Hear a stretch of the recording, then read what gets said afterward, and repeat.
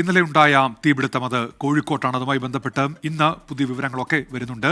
ഈ തീപിടുത്തത്തിൽ പോലീസ് സമഗ്ര അന്വേഷണത്തിന് ഒരുങ്ങുകയാണ്. ദുരൂഹതയില്ല എന്നാണ് പ്രാഥമിക റിപ്പോർട്ടെങ്കിലും വസ്ത്രശാലയുടെ പങ്കാളികൾ തമ്മിലുള്ള തർക്കം ഉൾപ്പെടെ അന്വേഷണ പരിധിയിലുണ്ട്. കാലിക്കറ്റ് ടെക്സ്റ്റൈൽസിന് ഫയർ NOC ഉണ്ടായിരുന്നില്ല എന്ന് ജില്ലാ fire officer KM Ashraf Ali വ്യക്തമാക്കി. ഇപ്പോൾ ഒന്ന് നോക്കിയിരുന്നു, ഇതിൽ ഫസ്റ്റ് ഫ്ലോറിലും സെക്കൻഡ് ഫ്ലോറിലും ഒരറ്റത്തുമാണ് നമ്മൾ പ്രാഥമികമായിട്ട് തീ ഒറിജിനേറ്റ് ചെയ്തായിട്ട് കാണുന്നത്. പക്ഷേ എന്തുകൊണ്ട് ഒറിജിനേറ്റ് ചെയ്തു എന്നുള്ളത് ഇതുവരെ കണ്ടെത്താൻ സാധിച്ചിട്ടില്ല. മറ്റ് സോഴ്സുകളൊന്നും കാണാനില്ല. ഇനി അങ്ങനെ എന്തെങ്കിലും ഉണ്ടെങ്കിൽ അത് ഫോറൻസിക് സ്റ്റഡിയിൽ നമുക്ക് ഉറപ്പിക്കാൻ കഴിയുള്ളൂ. ദുരൂഹത എന്നൊന്നും പറയാൻ കഴിയില്ലല്ലോ. ഇത് കെട്ടിടത്തിൻ്റെ ഉള്ളിലാണ് തീ പിടിച്ചിട്ടുള്ളത്. ഇത് അനധികൃതമാണെന്ന് നമുക്ക് അറിയാൻ കഴിയില്ല. അതായത് ഫയർ സർവീസിൽ നിന്ന് അവർക്ക് ഈ ബിൽഡിങ്ങിന് NOC നൽകിയിട്ടില്ല. അപ്പോൾ അതുകൊണ്ട് തന്നെ അനധികൃതമാണോ അല്ലെന്നൊന്നും നമുക്കറിയാൻ കഴിയില്ല. തീപിടുത്തത്തിൽ കോഴിക്കോട് കോർപ്പറേഷനെതിരെ പ്രതിപക്ഷം രംഗത്തെത്തി. കെട്ടിടത്തിനുള്ളിലെ അനധികൃത നിർമ്മാണം അപകടത്തിന് വഴിവെച്ചെന്നും ജുഡീഷ്യൽ അന്വേഷണം വേണം എന്നുമാണ് പ്രതിപക്ഷത്തിന്റെ ആവശ്യം. ഇന്ന് ഇവിടെ പ്രവർത്തിച്ചുകൊണ്ടിരുന്ന ഈ വ്യാപാര സ്ഥാപനങ്ങളൊക്കെ തന്നെ അത് അനധികൃതമായി നടത്തിയ സ്ഥാപനമാണോ, അതല്ല എങ്കിൽ യഥാർത്ഥത്തിൽ അവർ നിയമാനുസൃതം ചെയ്ത കാര്യങ്ങളാണോ എന്നതിനെക്കുറിച്ച് പരിശോധിക്കണം. അതിൻ്റെ അധികാരികൾ അക്കാര്യത്തിൽ എന്തായാലും നടപടികൾ സ്വീകരിക്കേണ്ടതായിട്ടുണ്ട്.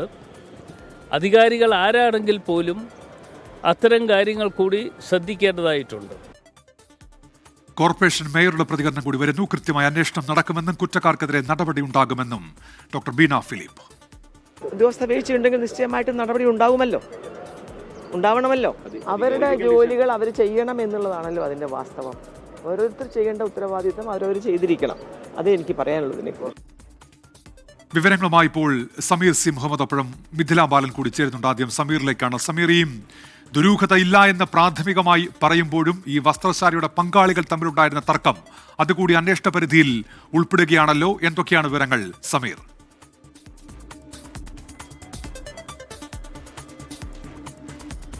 സൂചിപ്പിച്ചതുപോലെ വിശദമായ ഒരു അന്വേഷണമാണ് പോലീസ് നടത്തുന്നത്. അതിനിടയിലാണ് ഏതാനും മാസങ്ങൾക്ക് മുമ്പായിട്ട് ഉണ്ടായിട്ടുള്ള ഒരു വ്യാപാര തർക്കവുമായി ബന്ധപ്പെട്ട കാര്യം കൂടി പോലീസിന്റെ അന്വേഷണ പരിധിയിലേക്ക് വരുന്നത്. അത് പ്രകാശൻ എന്ന വ്യക്തിയായിരുന്നു. ആ വ്യക്തിയുമായാണ് ഈ കെട്ടിടത്തിന്റെ ഉടമയായിട്ടുള്ള ഈ സ്ഥാപനത്തിന്റെ ഉടമയായിട്ടുള്ള കാലിക്കറ്റ് ടെക്സ്റ്റൈൽസ് ഉടമ PP മുകുന്ദനുമായി ഉണ്ടായിട്ടുള്ള ചില സ്വത്ത് തർക്കങ്ങൾ ഉണ്ടായിരുന്നു. ആ സ്വത്ത് തർക്കത്തിന്റെ അടിസ്ഥാനത്തിലാണ് പിന്നീട് അത് കയ്യാങ്കളിയിലേക്ക് എത്തി. കോട്ടൂളി എന്ന കോഴിക്കോട് ഉള്ള ഒരു കോട്ടൂളി എന്ന പ്രദേശമുണ്ട്. ആ പ്രദേശത്ത് വെച്ചുകൊണ്ട് കയ്യാങ്കളി ഉണ്ടാവുകയും അതിൽ കത്തിക്കുത്തേൽക്കുന്ന ഒരു സാഹചര്യം ഉണ്ടായിരുന്നു. അതുമായി ബന്ധപ്പെട്ട് കേസ് രജിസ്റ്റർ ചെയ്യുകയും മെഡിക്കൽ കോളേജ് പോലീസാണ് കേസ് അന്വേഷിച്ചത്. അതിനൊടുവിൽ പ്രകാശൻ എന്ന ആ വ്യക്തിയെ പോലീസ് അറസ്റ്റ് ചെയ്തു. ആ പ്രതി ഇപ്പോൾ ഉള്ളത് റിമാൻഡിലാണ്. ഈ വ്യക്തികൾ തമ്മിലുണ്ടായിട്ടുള്ള സ്വത്ത് തർക്കം, അതായത് ഈ വിവിധ സ്ഥാപനങ്ങളുണ്ട്, അതിന്റെ വിഹിതവുമായി ബന്ധപ്പെട്ടായിരുന്നു ആ തർക്കം. അതുമായി ബന്ധപ്പെട്ട തർക്കങ്ങളുടെ പശ്ചാത്തലം ഈ തീപിടുത്തത്തിന് ഉണ്ടോ എന്ന കാര്യമാണ് പോലീസ് അന്വേഷിക്കുന്നത്. അത്തരം കാര്യങ്ങൾ കൂടി പോലീസ് അന്വേഷിക്കുന്നു. അതോടൊപ്പം തന്നെയാണ് നിലവിൽ ലഭ്യമായിരിക്കുന്ന വിവരമനുസരിച്ച് ഷോർട്ട് സർക്യൂട്ടാണ് ഈ തീപിടുത്തത്തിന് കാരണം എന്നുള്ള ഒരു പ്രാഥമിക വിവരമാണ് പോലീസിന് ലഭ്യമായിരിക്കുന്നത്. അതിൽ കവിഞ്ഞ് മറ്റെന്തെങ്കിലും ഉണ്ടായിട്ടുണ്ടോ എന്ന കാര്യം കൂടി പരിശോധിക്കുന്നുണ്ട്. ഇന്നലെ ഞായറാഴ്ചയാണ്. അതുകൊണ്ട് തന്നെ കാര്യമായ രീതിയിലുള്ള അവിടെ തൊഴിലാളികളോ അതുപോലെ തന്നെ അവിടെ ഉപഭോക്താക്കളോ ഒന്നും തന്നെ ഉണ്ടായിരുന്നില്ല. ആ വേളയിൽ ആരെങ്കിലും വരികയോ മറ്റു തരത്തിലുള്ള അത്യാഹിത സംഭവങ്ങളിലേക്ക് അല്ലെങ്കിൽ അപകടപ്പെടുത്താനുള്ള ഒരു ശ്രമങ്ങൾ ഉണ്ടാവുകയോ ചെയ്തതായി പ്രാഥമിക അന്വേഷണത്തിൽ അവർക്ക് കണ്ടെത്താൻ കഴിഞ്ഞിട്ടില്ല. എന്നാൽ അത്തരം സാധ്യത പോലീസും അതുപോലെ തന്നെ ഫയർഫോഴ്സും ഒന്നും തള്ളുന്നുമില്ല. അത്തരം കാര്യങ്ങൾ കൂടി കേന്ദ്രീകരിച്ചുകൊണ്ടാണ് വലിയൊരു അന്വേഷണത്തിലേക്ക് പോലീസ് നീങ്ങുന്നത്. ഇതോടൊപ്പമാണ് ഏറ്റവും പ്രധാനപ്പെട്ട ഒരു കാര്യം, ഇന്ന് വിവിധ വകുപ്പുകളുടെ പരിശോധന ഉണ്ടായിരുന്നു. ഫയർഫോഴ്സിന്റെ പരിശോധന ഉണ്ടായി, അതുപോലെ തന്നെ KSEBിയുടെ പരിശോധന ഉണ്ടായി, ഡോഗ് സ്ക്വാഡ് എത്തി, അതുപോലെ ഫോറൻസിക് വിദഗ്ധരെത്തി, വിരലടയാള വിദഗ്ധരും എത്തിക്കൊണ്ട് പരിശോധന നടത്തി. അതുമായി ബന്ധപ്പെട്ടുള്ള വിശദമായിട്ടുള്ള റിപ്പോർട്ടായിരിക്കും ജില്ലാ കളക്ടർക്ക് നൽകുക. ചീഫ് സെക്രട്ടറി 2 ദിവസത്തിനകം റിപ്പോർട്ട് സമർപ്പിക്കണമെന്നുള്ള കർശന നിർദ്ദേശമാണ് ജില്ലാ കളക്ടർക്ക് നൽകിയിരിക്കുന്നത്. ആ ഒരു അടിസ്ഥാനത്തിൽ ജില്ലാ കളക്ടർ നാളെ വൈകിട്ടോട് കൂടിയായിരിക്കും ഈ റിപ്പോർട്ട് സമർപ്പിക്കുക എന്നാണ് നമുക്ക് മനസ്സിലാക്കാൻ കഴിയുന്നത്.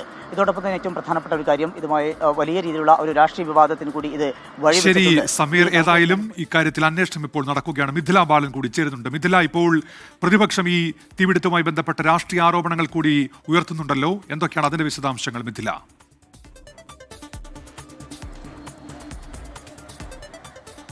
ഉന്മേഷ്, തീർച്ചയായും കോഴിക്കോട് കോർപ്പറേഷനെതിരെയാണ് പ്രതിപക്ഷം ശക്തമായ ആരോപണം ഉന്നയിക്കുന്നത്. മുൻകാലങ്ങളിലുണ്ടായ തീപിടുത്തങ്ങൾ എടുത്തുകാട്ടിയാണ് ഇത്തരത്തിലുള്ള ആരോപണം ഉന്നയിക്കുന്നത്. പ്രത്യേകിച്ച് കെട്ടിടങ്ങൾക്ക് കൃത്യമായ ഓഡിറ്റിംഗ് നടത്തണം എന്ന ഒരു ആവശ്യം നേരത്തെ തന്നെ മിഠായി തെരുവിൽ ഉൾപ്പെടെ തീപിടുത്തമുണ്ടായ സമയങ്ങളിലെല്ലാം തന്നെ പ്രതിപക്ഷം, അതായത് UDF ആയാലും കോർപ്പറേഷനിലെ പ്രതിപക്ഷമായാലും ആവശ്യപ്പെടുന്നതാണ്. പക്ഷേ അത്തരത്തിലുള്ള ഒരു ഓഡിറ്റിങ്ങും നടത്താത്തതിൻ്റെ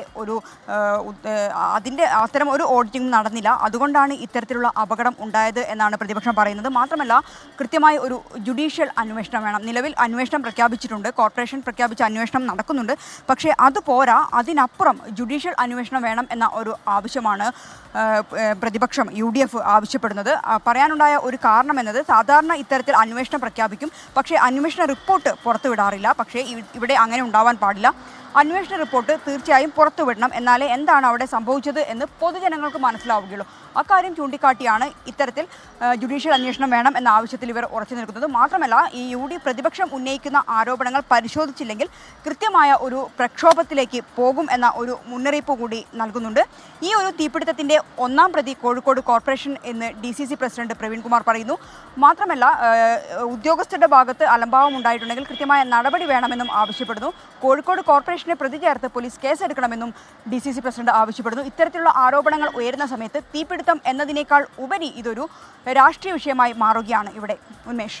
ശരി, മിഥില ബാലനാണ് വാർത്തയുടെ വിശദാംശങ്ങൾ നൽകിയത്.